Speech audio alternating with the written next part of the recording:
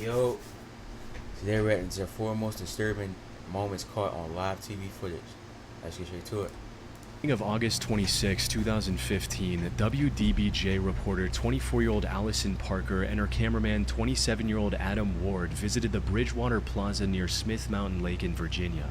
Their goal was to do a live interview with the executive director of the local Chamber of Commerce, Vicki Gardner, about an upcoming event at the lake.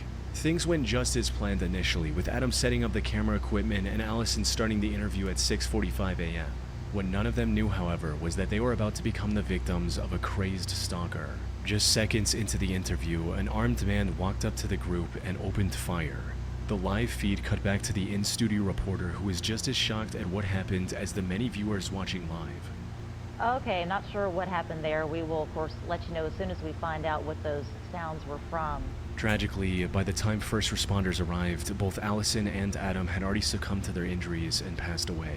Vicki was badly hurt as well, but she managed to play dead and ultimately survive the encounter despite getting shot in the back. As for the perpetrator, he had already fled the scene by this point. And with no nearby CCTV capturing a clear image of his face or vehicle, investigators were left at a dead end.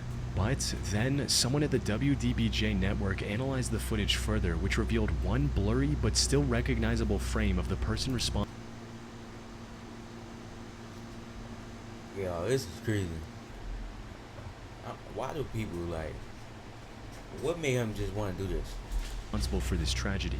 This was 41-year-old Vester Lee Flanagan, a former WDBJ reporter who went by the professional name of Bryce Williams.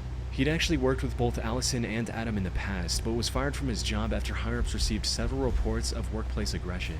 However, what seemed like a disgruntled ex-employee lashing out at his former colleagues at first turned out to have a far darker backstory to it. You see, Vester had an extensive history of being difficult to work with, long before he joined WDBJ. He was fired from one of his early reporting jobs from NBC affiliate WTWC in the year 2000 for, quote, odd behavior towards his coworkers. While the exact It was him. reason for his termination was never revealed to the public, from what I was able to find, it had something to do with him being aggressive and trying to intimidate others. But Look at him. from what I was able to find, Look how he looked. He just looked like crazy, bro. had something to do with him being aggressive and Look. Imagine him in the dark looking at you. trying to intimidate others. But instead of admitting fault, he filed a racial discrimination lawsuit against his employer, which eventually ended with an out-of-court settlement. However, that was only the beginning. From there, he found work at multiple other stations, but struggled to build a career at one place, largely due to the many altercations he got into with his colleagues. He had severe anger management issues and would often resort to physically confronting his coworkers over even the smallest disagreements. He had increasing conflicts with people at the station, especially the floor crew, some of the other reporters, some of the photographers in the field, to the point where he was threatening people, had some physical confrontations with a couple of people, and at one point became such a distraction that we finally had to terminate him. He eventually secured a position at WDBJ in March of 2012, and it was the same story once again. It didn't take long for him to fall into the same pattern of anger and bullying there as well. Just months into his employment, the WDBJ management had already received multiple reports of his coworkers feeling threatened or uncomfortable working with him. In fact, his behavior at WDBJ was worse than at any of his previous jobs, leading to his termination in January 2013, less than a year after he started. He even had to be escorted out by police when he refused to accept his termination and threatened his superiors with violence. Vester once again tried to play the racial discrimination Yo, bro. card and singled out Allison and Adam for the alleged racist behavior. However, a third-party investigation didn't find any evidence of discrimination, and his case was thrown out. He likely named them because he knew they were among the coworkers who had filed complaints against him.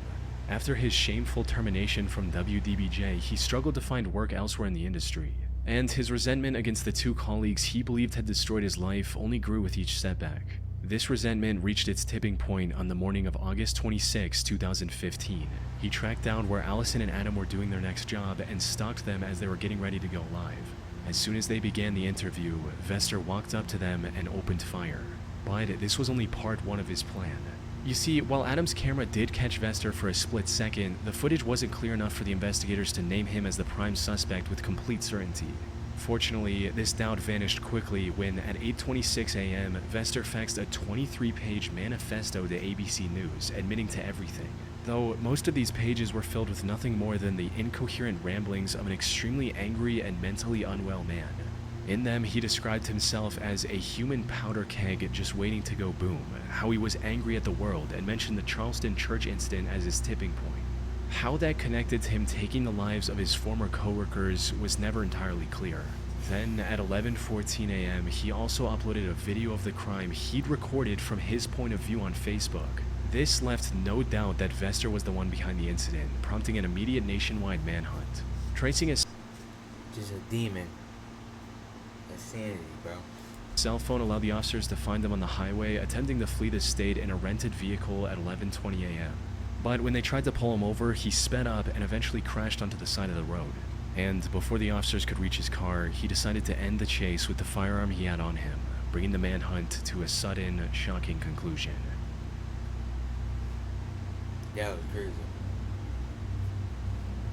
On the 25th of June 2014, Charles Bothell went on the Nancy Grace Show seeking the public's help in finding his missing son. 12-year-old Charlie was first reported missing from his home in Detroit, Michigan 11 days ago on June 14th. His father, Charles, had been doing everything in his power to help locate his son, from going door to door in his neighborhood to spreading missing person posters throughout the city.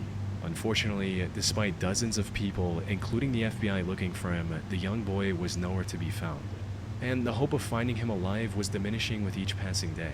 Appearing on live TV was Charles' last-ditch effort to raise awareness about his son's disappearance, hoping someone with information might see the show. However, just minutes into the broadcast, the interview took a bizarre turn when Nancy received a report that no one expected. The father of the missing 12-year-old boy, Charlie, with me is his father, Charlie Bothell. Charlie, we're getting reports that your son has been found in your basement. Huh? Sir? Apparently, while Charles Don't tell me he killed his own son. was on TV, investigators obtained a search warrant to conduct a thorough search of his home. There, they found Charlie huddled in the basement behind a massive pile of barrels and boxes. Upon hearing the news of his son's discovery, Charles reacted with complete shock. How could your son be alive in your basement?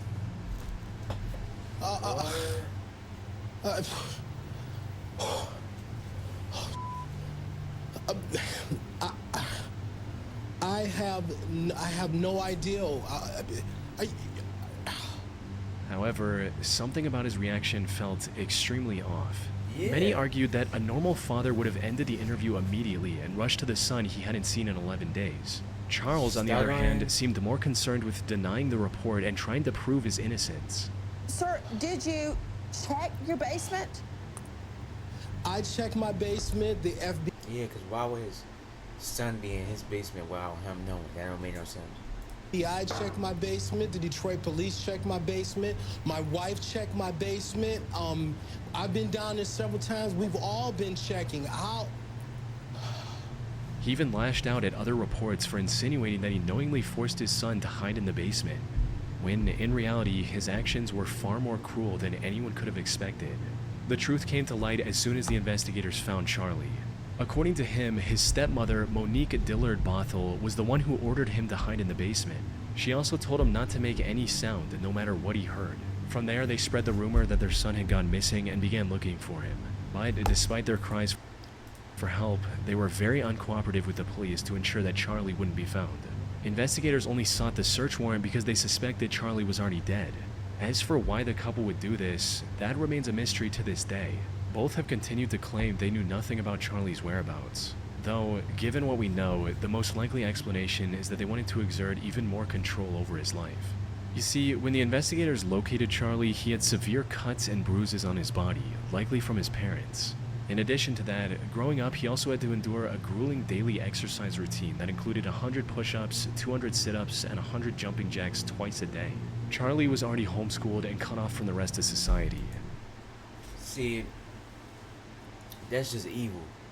I hate when I watch crime videos and they over here got their kid working out like this. Like, he 12 years old, bro. You forcing him to work out every day, 2 times a day, bro. Maybe the couple thought that faking his disappearance would allow them to do whatever they wanted without any oversight. Regardless of their intentions, their crime was clear as day. The two were arrested shortly after and stood trial over the upcoming months, with Charlie himself coming forward to testify against them. And while they were able to avoid jail time due to a plea deal, they lost complete custody of Charlie, who now lives safely with other relatives. Thank you. It's crazy, bro. Glad he entered. On the evening of November 19, 2014, the Rockville, Maryland Fire Department responded to an intense house fire. The fire had engulfed the entire double-story house and was getting more and more intense with each passing minute. It took them over an hour to get the fire under control, and the house was barely standing by that point. Now, fires like these can start for any number of reasons, from a stove left on to an electrical short. However, before the investigators could even think about determining the cause, 27-year-old Carlos Peralta, who was one of the residents of the house, walked up to an ABC7 reporter covering the incident live and made the wildest revelation. According to him, this fire was the result of arson. Not only that, but he was the one who started the fire just hours earlier. Me, I set it on fire. Given the sheer strangeness of this unsolicited confession, the reporter didn't believe him at first. But Carlos was more than happy to provide more details of how he committed the crime. I just poured gasoline on the floor, set it on fire, and went to buy a drink and came back. Minutes later, he walked up to the police officers standing nearby and confessed to them as well. His clothes had the smell of gasoline, and a basic search revealed a lighter in his pocket, providing the officers enough evidence to believe his story and arrest him on the spot. As for his motive, Carlos claimed that he did all this to get the media's attention about the deplorable living conditions in that house. However, burning down the house he wanted to report on made little sense. That is, until investigators dug further into his history and discovered that he'd been suffering from schizophrenia as well as alcoholism for the past few years. He was also arrested for destruction of property just 2 weeks before this incident. Put simply, this house fire was the doing of a mentally troubled man who genuinely believed he was doing the right thing. The fire ended up causing $400,000 in property damage. Fortunately, the other 5 residents, including Carlos's own mother, were able to escape without any harm. Though what happened to Carlos after his arrest was never made public. But given the severity of his crime, he was likely sentenced to several years in prison.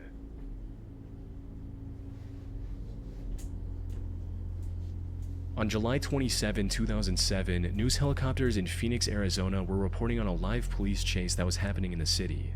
The chase had begun about 22 minutes earlier when the police identified and pulled over a stolen flatbed pickup truck. In an attempt to avoid arrest, the driver, 23-year-old Christopher J. Jones, reversed into the police cruiser and tried to flee the scene. Unfortunately for him, word of the chase got out quickly, and minutes later, 6 different helicopters were tracking his every move. This included 1 police chopper and 5 others from different news stations. However, while everyone's eyes were fixated on the road, a tragedy was about to take place in the sky. We'll see what happens here. He has stopped. This may be the end of this thing. Well, he's taking off, he's out. running. Okay, now it's a foot chase. Okay, now he's jumped into now he's in another vehicle. Okay. All right, they're closing in. Looks like they've. Oh, geez. We're going to pull out. We don't know what has just happened right there. It looks like the police have closed in on him. We don't know what exactly has transpired between the police. Seemingly out of nowhere, 2 of the news helicopters' feeds abruptly stopped. They had crashed into each other before tumbling to the ground and exploding on impact. One of the helicopters involved.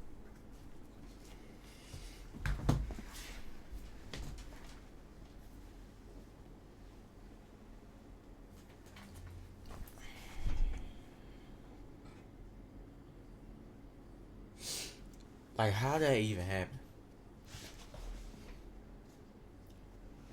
So you telling me y'all ran into each other? Like, you can't. First of all, if there's 2 helicopters, right? Especially if y'all on the same, like, if y'all close together, I feel like 2 helicopters shouldn't even be that close to the point where y'all even crashing into each other. It should be never that. Like, y'all shouldn't be that. Why are that close to each other? Secondly, no communication. Like, how do, like, bro, that's crazy. Involved in this crash belonged to an ABC affiliate network, KNXV, piloted by Craig Smith with camera operator Rick Krolak. The other was reporting back to an independent Phoenix station named KTVK with pilot Scott Bowerbank and photographer Jim Cox. All four were sadly killed instantly on impact, leaving the other reporters stunned and struggling to process the sudden tragedy. Oh, Jesus. Oh, my gosh. Oh. Phoenix Tower, Skybox 10. Just had a mid-air collision over here at the park. Two helicopters down. Oh, my God. Fortunately, the helicopters crash-landed in an empty park, avoiding any additional casualties. A later investigation by the National Transportation Safety Board concluded that the accident was the result of both pilots' failure to see and avoid the other helicopter. But that still raises the question of how. How could two experienced pilots make such a critical error? Well, the answer to that lies in how many news helicopters operated during that time. But first, an important thing to note is that when so many choppers are in close proximity, traditional air traffic control systems are not very useful. Instead, the pilots are instructed to operate under visual flight rules. In other words, they were responsible for keeping an eye on their surroundings and maintaining safe distance at all times. Now, this shouldn't have been an issue for experienced helicopter pilots like Craig and Scott. The issue, however, was that the two were doing a lot more than just flying the choppers. Not only did they have to monitor multiple communication channels with other helicopters, air traffic control, and the network, they were also reporting live on the action below as it unfolded before them. While juggling all these responsibilities, one of the pilots briefly lost awareness of their surroundings for just a few seconds. Tragically, that was long enough for the helicopters to drift too close and collide mid-air. The only silver lining was that the incident led to major reforms in news helicopter safety, including news stations using a shared single helicopter feed and studio ground-based reporting, measures that continue to save lives to this day. This video was crazy.